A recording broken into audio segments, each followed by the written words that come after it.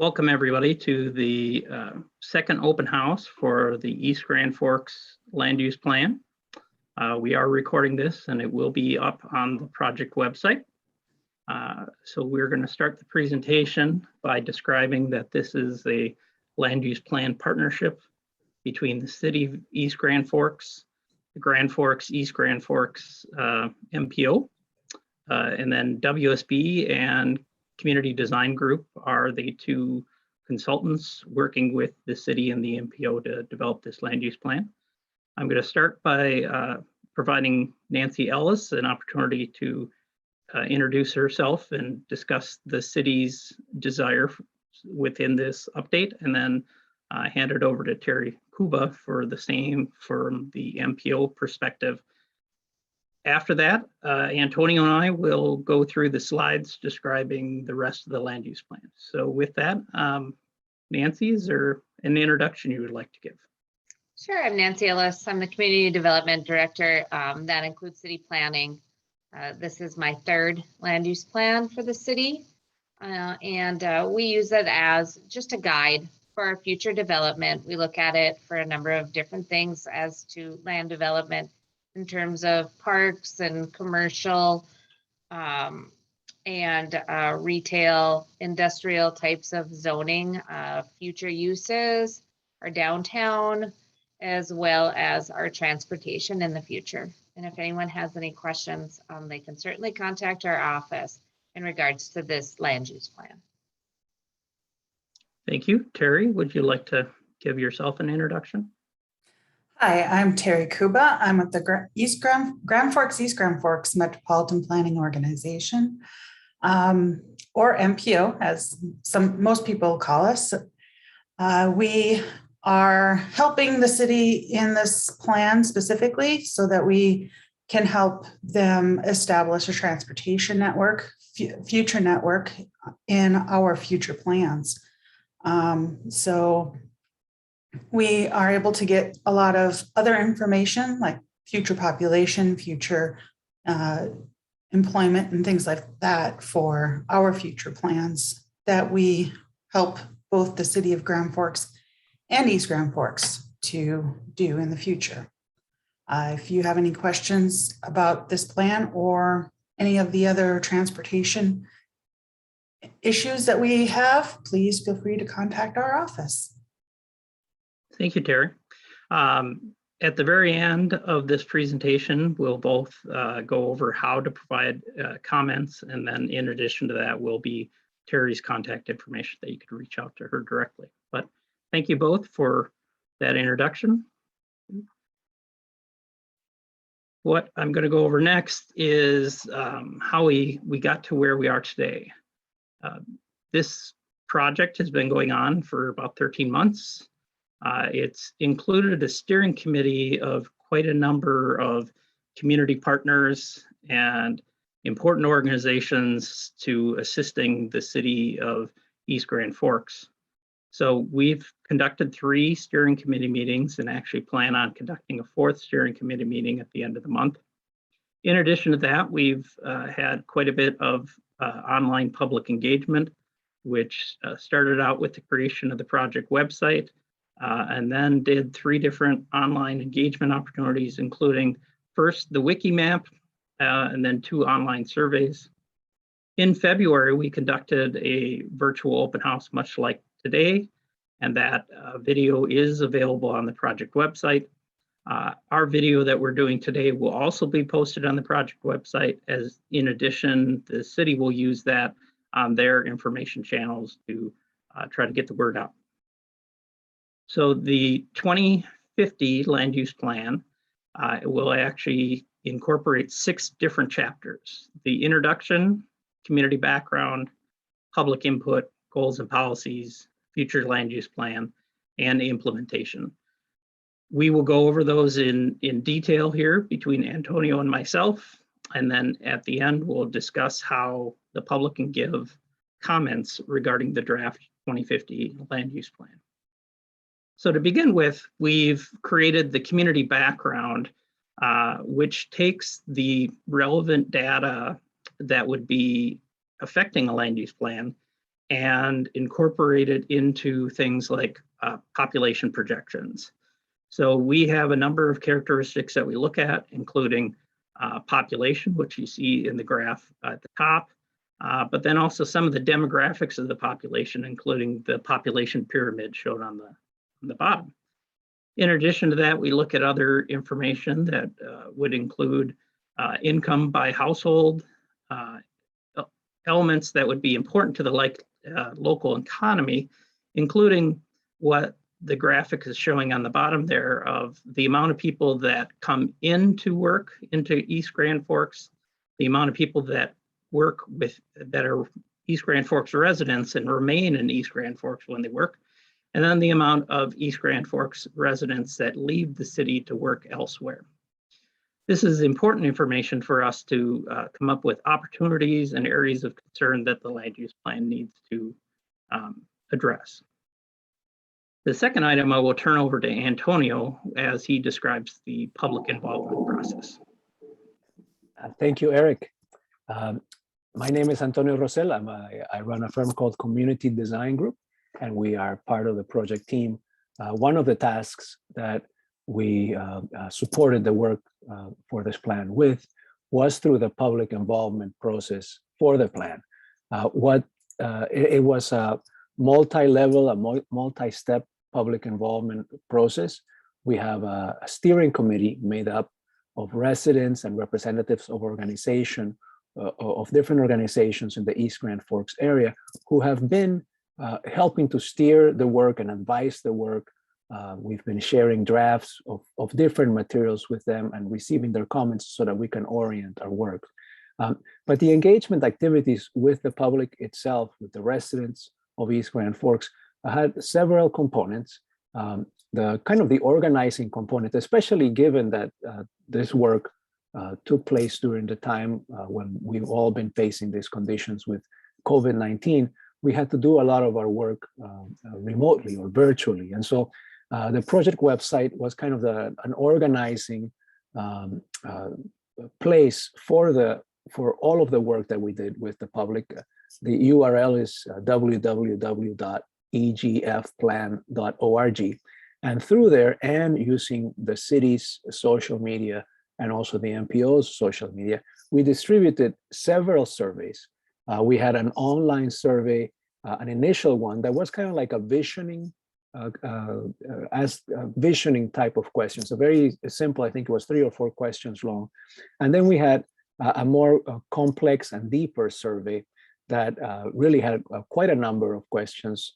I think somewhere like 40 or 50 questions, and included all kinds of dimensions. So we had, for example, questions about the type of housing that is needed in the community, and if people perceive that there is a need for housing, downtown, and different types of investments that people might want to see. Also questions about industrial development, industrial activity, and with quite a number of open text questions that allowed us to get free responses from participants. We also had a wiki map, which is really, it's an interactive online map that allows people to place comments in specific locations in the city to let us know where there are specific issues or opportunities they want to communicate to the project team. And so we use that information to really learn about specific places in the community where some ideas would be better suited than in other places. The website also is the place where we've archived all of the information we've developed. So you can find the results from the surveys on the website.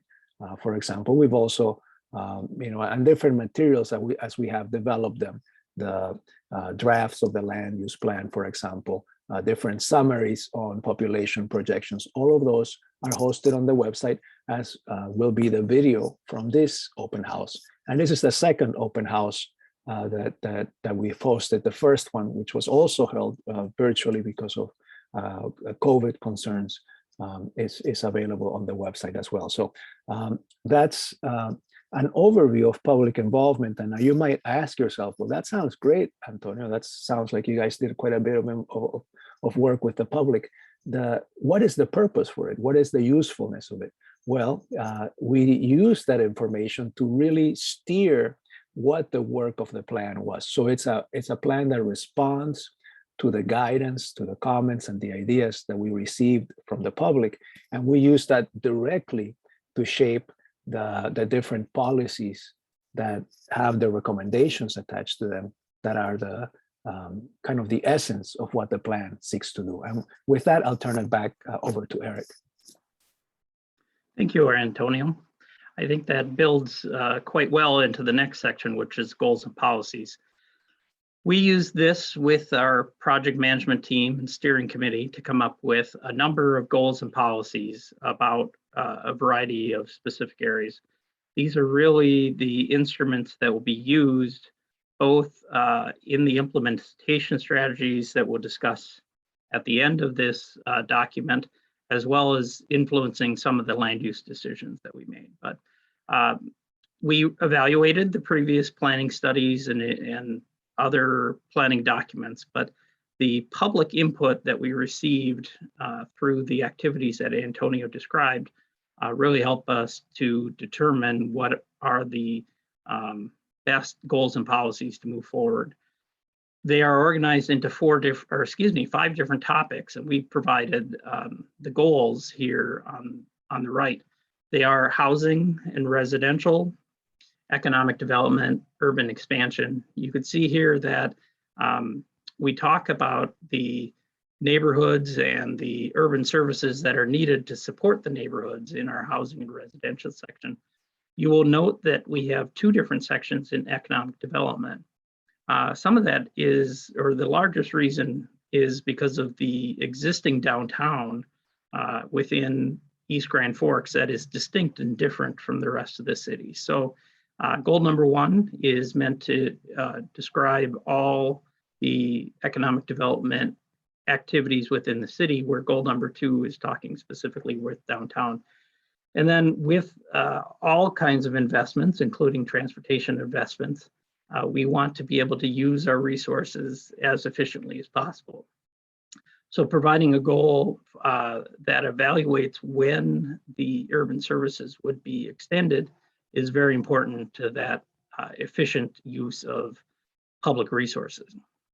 The final two goals were parks, recreation, and open space, and then transportation. Parks, recreation, and open space talks about how to provide additional opportunities throughout the community.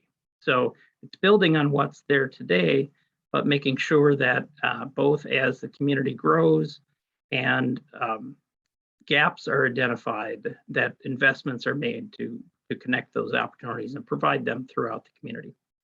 Transportation here you see has three different goals, and as that Terry introduced, the Metropolitan Planning Organization is going to use this land use plan to influence their regional decisions. So it was important to have a number of different and distinct transportation goals. The first being provide a transportation system that integrates with land use and development, that provides that safety and all modes of transportation. The second one is to advocate for development that will support the infrastructure investments that either have already occurred or will occur in the near future. And there we list quite a few of the infrastructure or facilities that the city either has or plans on investing in. And then finally, that the current and future transportation needs of the community are implemented as growth occurs. So probably one of the largest chapters of the document is the future land use plan. Now, I would say here that a large part of this is carried forward from the 2040 land use plan. And you could see on the right, that is the 2045 land use plan. You could see to the right, the existing map from the 2045 land use plan, and all those land use categories are carried forward. To influence how the 2040 or the 2050 land use plan is modified from that 2045 plan, we did a number of things, including within the community background, developing a population projection. In addition to that, we provided a land use projection of the different types of land use, such as commercial or industrial land that would be needed. And that is actually based off of some of the factors that were used in the 2045 transportation analysis zone planning document. So between the population projections and the factors that we arrived at from that 2045 PAS document, we were able to come up with additional land use projections, which actually resulted in an understanding that there is not a large need for additional land outside of the city limits. If I could go back to the 2045, you'll actually see, particularly to the northeast side of town and somewhat to the south side of the existing city limits, the amount of land has actually been reduced. But we also indicate where there are likely the 2 bridge alignments that are being evaluated for a potential new south river crossing. And we'll discuss how that could be accommodated through some of the area concept plans here shortly. So realizing that there is additional growth needed to go out to 2050 and implementing the goals to try to have a wise investment of public infrastructure, there's a phasing plan that goes with this to show that the growth over the next 30 years will be done on an incremental basis and can wisely use both the existing either vacant or underutilized properties within the city limits or properties that are currently vacant that are directly adjacent to the city limits. With that, I'm going to turn it back over to Antonio to talk a little bit about the development process and in the plans that he evaluated during the development of this section of the plan. Thank you, Eric. One of the other components that we work with Eric and the city and MPO team for this plan was on the pedestrian and bicycle mobility component. And something that is really important to highlight is that the city and really the region through the work of the MPO combined with the city have in place a bicycle and pedestrian plan providing guidance and anticipating investments over to 2045, for example.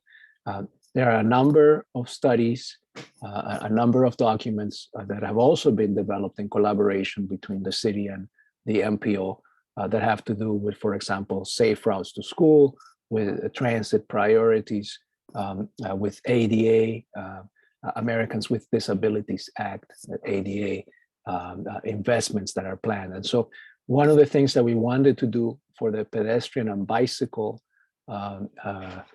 set of approaches is to really clarify that these plans are the plans that need to be consulted when a developer comes, for example, and is interested in developing some land parcels, that they have to review the existing guidance to see if there is, for example, a sidewalk segment or a trail segment that needs to be addressed as part of that development. And so the plan includes just a brief summary of recommendations. It outlines, which are these documents, and in addition, and that these documents are treated as plans and standards for what must occur. But then also there are guidelines that we reference that are helpful tools to know how exactly should these facilities be developed if we want to support walkability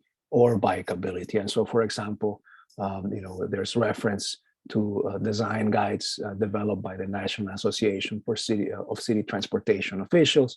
There's reference to the Federal Highway Administration, small towns and rural multimodal networks, where they basically, and also to MnDOT documents that, the MnDOT bicycle design manual that say, well, if you are wanting to provide a trail, if we've identified a trail need for the future here, this is how you develop a trail that fulfills the, this framework where we want our transportation system to be safe and accessible and inviting for people through a wide range of ages and abilities, which sometimes is known as an all ages and abilities network. And that's an important part of how we are approaching land use for the future as well, because land use and transportation, as you know, are very closely related. So with that, I'm going to turn it over to Eric again. Thank you, Eric. Thank you, Antonio. So in addition to the land use map that we developed throughout this plan, and then the other documents that discuss what infrastructure needs to be created during development, we also carried forward directly from the 2045 that SRF had prepared, the area concept plans. There are three specific area specific area concept plans. The first being on the north side of town at the northwest corner of 23rd Street and Minnesota 220. The second is kind of northeast of downtown at north of US Highway 2 and east of the current city limits. And then finally, to the southern portion of the city, south of 16th Street and on both sides of Reinhardt Drive. The important elements of these concept plans is it gets into more of a granular detail of how to make logical block patterns, how to include the appropriate pedestrian or bicycle facilities, and other elements, including open space and park recreational. So it's almost like three small area plans where it gets into more detail. These concept plans could be carried out through other areas within the city, but gives an illustration of different types of land uses. As you see here, a predominantly mixed use location north of town, more of a industrial commercial type of location to the northeast of town, and then a residential location with some commercial to the south side of town. So these three area concept plans will provide good direction for how to develop neighborhoods as development moves forward. So the final chapter of the land use plan is the implementation chapter. And what this is a merge of the goals and policies chapter with all the activities that need to happen to accommodate the land uses called for in the land use chapter. So we start with the goals that we had previously discussed, but in addition to that, we break those out into implementation measures. So policies or smaller goal statements of how to create the overarching goal. We talk about and credit what is currently occurring within the city or the region to implement that implementation measure. And then we identify both short and long-term measures that need to occur to achieve that goal. And then finally, we identify the responsible agencies and supportive agencies that are needed to be consulted to actually implement and manage these additional measures to provide for the logical implementation of the goals and the land use map itself. So finally, we're going to talk about how you would be able to comment. As Antonio spoke before, here is the URL for the project website, www.egfplan, all one word, .org. We are recording this open house, and this will be placed on that project website and given to the city to use through their communication channels.